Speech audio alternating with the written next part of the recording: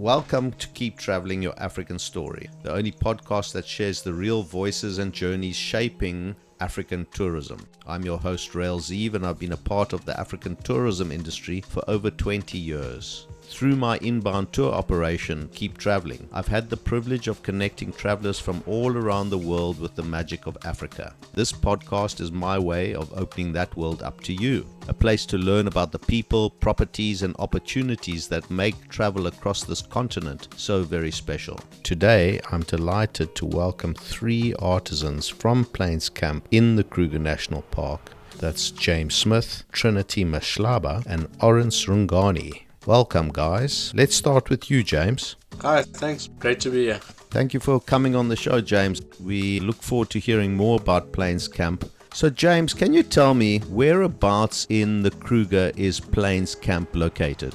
Plains Camp is on a concession which is about an hour north of Skukuza in the Kruger National Park, and we've got a 12,000 hectare concession that we operate, and Plains Camp is pretty much in the center of the whole concession. Okay. So what is a normal day for you like at Plains Camp? Normal day is generally waking up quite early before guests, help out with coffee in the morning, wake the guests up, and then we go for a morning activity, which is generally a walk for about 3.5 hours to about 4 hours. Sometimes could be longer depending on if we're tracking animals or if there's specifically things that we were looking to find. And then generally coming back and then having brunch with the guests. And then after that we will then sit and chat a little bit. If guests need to be departed, then we'll transfer guests towards the lodge where they'll get departed from the lodge and new guests will arrive. Then we'll bring them back to camp, do orientation for the guests at the camp, show them their lovely rooms, and then obviously go for an afternoon activity around about 4 o'clock. If the weather is great, we generally will do an afternoon short walk, about an hour and a half, sometimes maybe 2 in the summertime, and then sometimes we'll then do a short little drive after sunset drinks, and then get back to camp, and then have dinner around about 8 o'clock in the evening, and then leisure time around the fire and tell stories about the day and about experiences and stuff like that. Okay, now tell me, how long have you been guiding for? I've been guiding for almost 5 years now. What makes coming to Plains Camp different from all the other properties in the Kruger National Park? So Plains Camp itself is designated specifically for walking, and we're possibly the only private walking camp in the whole Kruger National. There are other walking camps, but they're run mostly by the Kruger themselves, but we're the only private walking camp. Okay, now was tourism always going to be the place for you to go, James? Was this always going to be where you ended up? I never really knew that I would end up here. When I was a lot younger, I definitely wanted to be within the bush and to help with wildlife in certain ways. Wanted to try and be a wildlife vet. Unfortunately, the grades were never the best. But yeah, eventually when I left high school, my father asked me what would I like to do. So I eventually went into motor mechanics and did my qualifications for motor mechanic. And nowadays, working out in the safari industry, I'm happy this side. Well done for finding that happiness. Some people take their whole lives to find that happiness and still never do. Let me bring in Trinity. Trinity, welcome to the show. Hello, thank you for having me. My name is Trinity Mashlaba. I'm a waitress at Rhino Walking Safaris. So Trinity, I've seen you running around and you're surely not just a waitress. So come on, give us a full understanding of what you're really doing here at Plains Camp.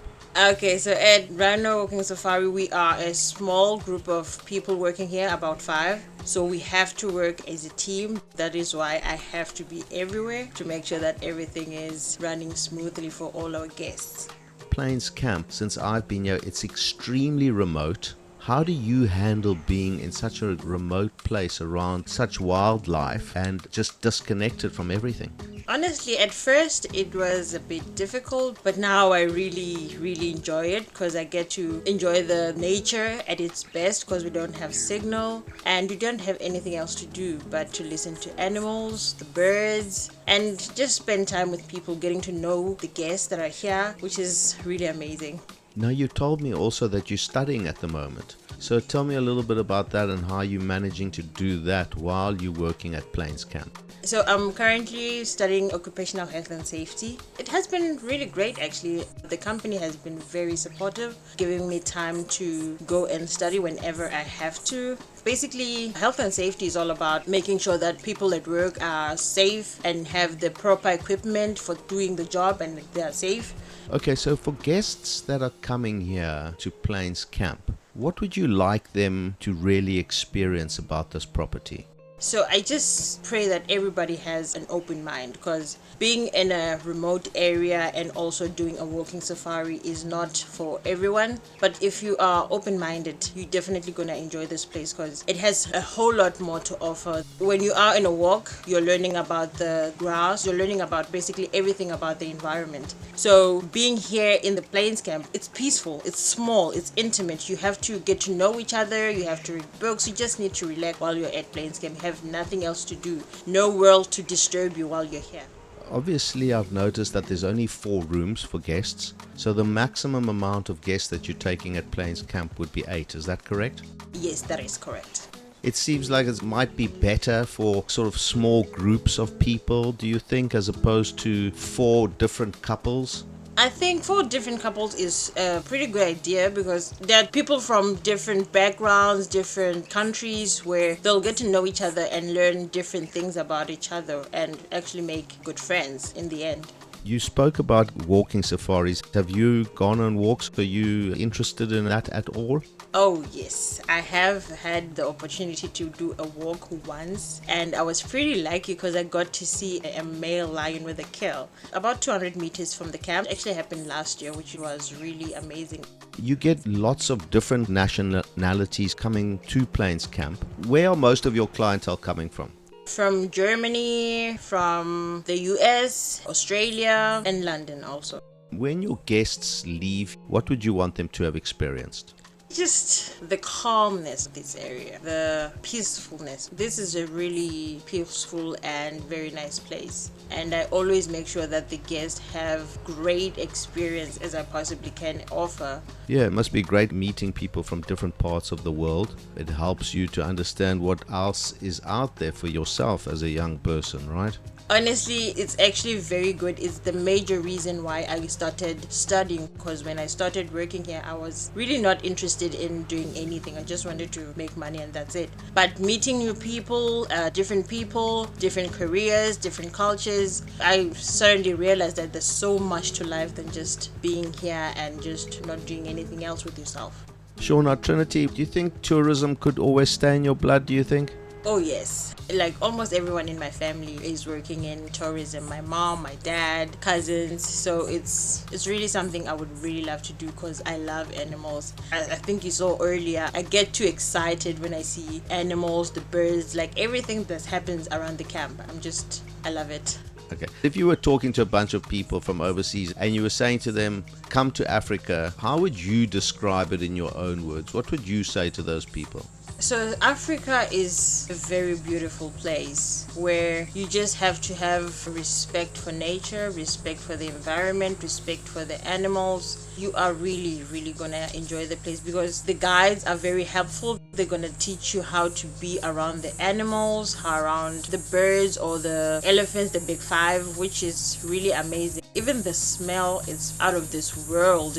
Trinity, you want to share a funny story with us? Okay, this one time I was in the kitchen washing the dishes and I was so distracted washing the dishes I couldn't see the speeding cobra hanging outside the window. My coworker came in and just started screaming, and when I saw how massive it is, I started screaming, and the guests were fortunately on their way to the camp and they actually heard me screaming, and when they came, they're like, from their scream we could tell that it was a snake.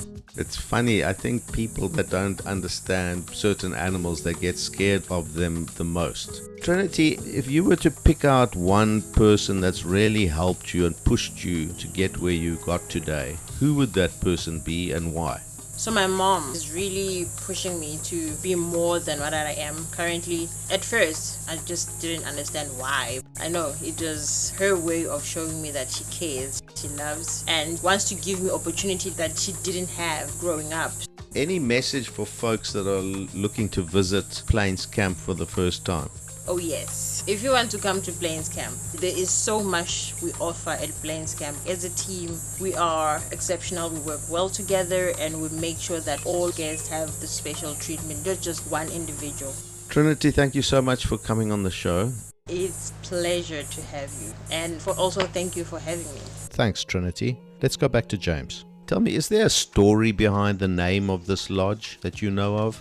I do know that when the directors eventually were looking at the properties, at that time when the concession was being established, there was no roads closer to this area, so they had to walk in from the main road. And it's quite a distance, I think close to 15, almost 20 kilometers walk from the main road. But when they were walking, they ended up coming across a crash of about 13 rhinos. And that's eventually how Plains Camp actually got its name, or the original name, which was Rhino Walking Safaris. And then, eventually the camp was situated here on the plains, which I'm sure there's plenty of photos that you guys will see. I can see where we get the planes from now. Yeah. What do you think guests always rave about after having left you here at Plains Camp?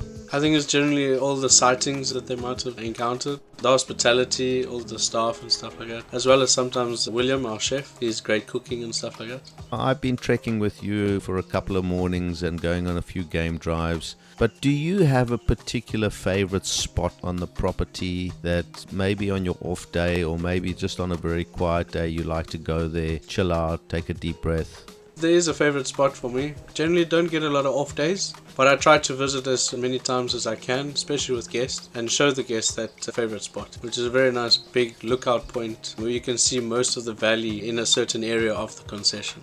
Let's welcome Orance into the conversation now. Orance, tell me, what position do you currently occupy? I'm a trekker. So you're a professional guide? Yes, I'm a professional. Tell me about the training that you went through to obtain your guiding license. Yes, I'm doing that one at Hoedspruit at Mohulu. I'm doing the training there for the trek and sign. So I'm specializing with the trek when I'm here. Okay, so at the moment, can you take guests from Plains Camp out on a walking safari by yourself? Just I'm doing the backup. The first one is leader and then me, I'm doing the backup. Did you always want to be a guide and work with the wild animals? Yes. And when guests come here to Plains Camp, what do you want them to experience before they leave the camp? I want the guests to learn about the trees and the treks and the flowers.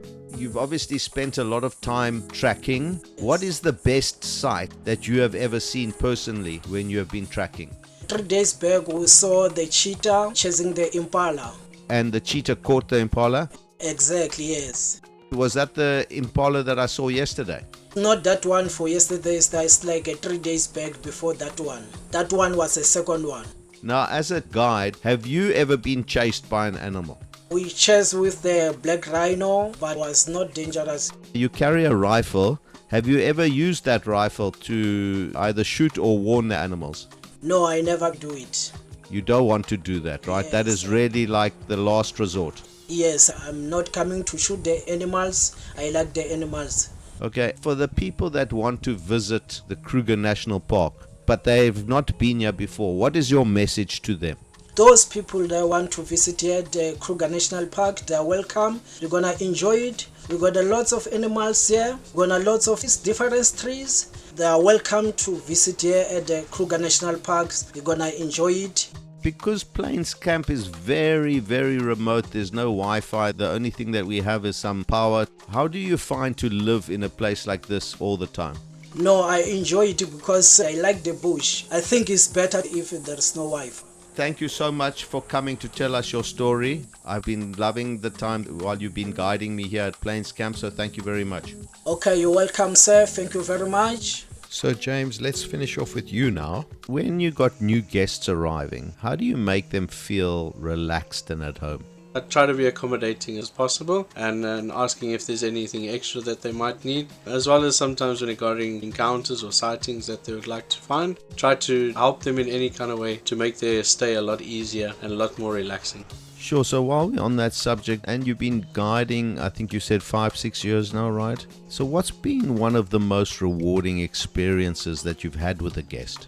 Especially with guests asking for certain requests, trying to see a lion on foot or something like that, and actually making it possible, as well as most of the guests, is to try and find the big five. We obviously do try to focus on a lot of the smaller stuff while we do walk, but some of the guests sometimes is actually seeing their reactions to certain individual sightings that they really want to see, like a big elephant or a lion or something like that, is actually watching their reaction. For some people, they've heard about the Big Five before, but not many people have heard about the Little Five. So let's just hear a little bit in your own words how the Little Five is made up so that people can recognize that for the future. I'm not entirely too sure how the Little Five was made up, but I can tell you about the Little Five. So the Little Five is the antlion larva, the elephant shrew, the leopard tortoise, the rhino beetle, as well as the red-billed buffalo weaver. Those five, obviously they had the names of the bigger five, and they were obviously smaller, and that's how they became the Little Five. And is it as difficult or as easy to find the Little Five as it would be the Big Five at times? So certainly the Big Five sometimes can be difficult to find. Like certain individuals, like leopards and rhinos, they sometimes like to be very isolated individual animals and like to stay exclusive, and they don't really like a lot of people contact. So in that case, being little and not as big as the Big Five, some animals like an elephant shrew and rhino beetle are sometimes very difficult to find because of them being also isolated, and you got to know where to go and find them. Yeah, no, I can just imagine that the Little Five can be just as difficult to find. Beyond just the beautiful views and the animals, what do you love most about this area? One of the nice things about the concession is that we don't have a lot of roads, and that helps a lot, especially for our walks and stuff. So there's a lot of untouched land that I'm personally still exploring and actually trying to find. So every day could be a new lesson, as well as a new area that I could end up walking into that I've never been in. That's the more adventurous part that is still coming out and still looking, and that's what I enjoy the most. Are there any traditional foods or events that guests fall in love with while they're here? Yeah, we do have a traditional night sometimes. So at Plains Camp is generally a compulsory 2-night stay, and then we generally will substitute one night and we'd go for what we call a sleep out, and we sleep above ground on platforms and stuff like that. We have a traditional evening where we cook on an open fire, which we call a braai, when we have lamb chops and boerewors and a traditional what we call pap, which is like maize meal. It's very similar to polenta. That's pretty much one of our traditions that we sometimes have here at Plains Camp.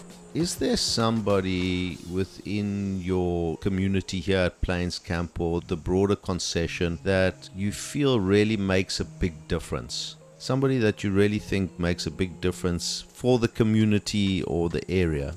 So our assistant manager at the lodge, Kaiser, he's very involved with the community as well as with the lodge. He is also a pastor, so if we ever need advice, if we're talking to individuals or anything like that, he's generally a go-to person. He can help us and direct us and guide us in a certain way. So he's very involved with the staff as well as the community, and he helps a lot.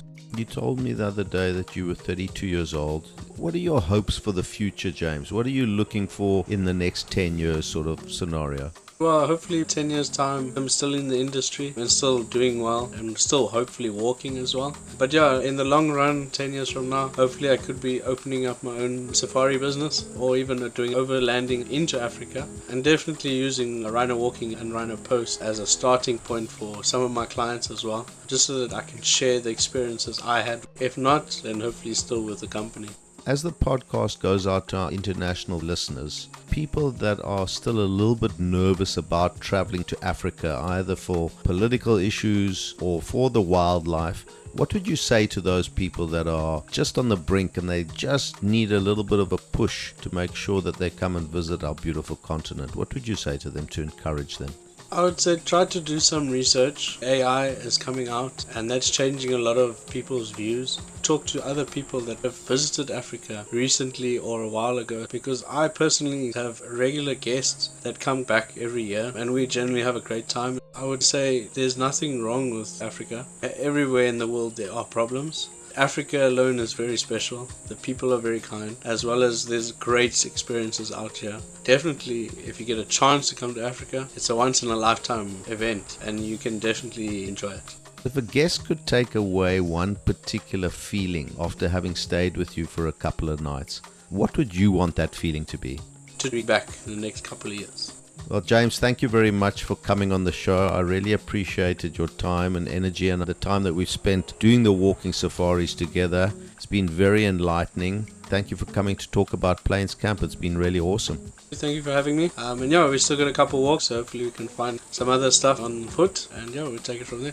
What a great conversation. Thank you so much for sharing your story and everything you're doing to grow African tourism. Don't forget, every week we feature fantastic prize giveaways from some of South Africa's most beautiful lodges, camps, and travel partners. To enter or to read more about today's guest, head over to our website www.keeptraveling.africa/podcast or follow Keep Traveling on social media for the latest episodes, stories, and travel inspiration. I'm Rael Zieve, and this has been Keep Traveling, your African story. Remember, a few years from now, you will not remember how much it cost you, but you'll never forget the memories you made. Keep traveling.